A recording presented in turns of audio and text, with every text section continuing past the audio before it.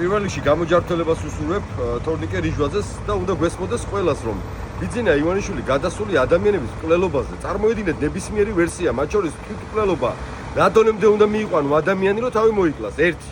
მეორე, ძალიან ბევრი კითხვის ნიშანია, რომ ადამიანმა წავიდა ძმაკაცის სახლში, რაღაცა იარაღი იპოვა, თითქოს წერილი დაწერა უკაცრავად, მაგრამ აბსოლუტურ სიგიჟეებს ყვება რუსული ხელისუფლების რაღაცა ვერსია, ხო?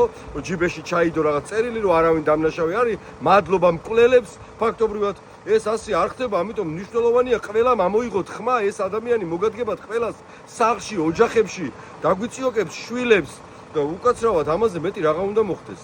ის გადასულია მკვლელობაზე, აგერ ზარალა ციხეში გაუშვა მისი ბიზნესმენი, აქეთ ადამიანი თვითმკვლელობამდე მიიყვანა, ან ესროლეს, ან ნებისმიერ შემთხვევაში მას კლავენ და ღმერთმა მართლა ჯანმრთელობა მისცეს ამ ადამიანს, რომ მათ შორის უფრო ბევრი რამ გავიგო და სიცხადე შეიტანოს ამ ამბავში.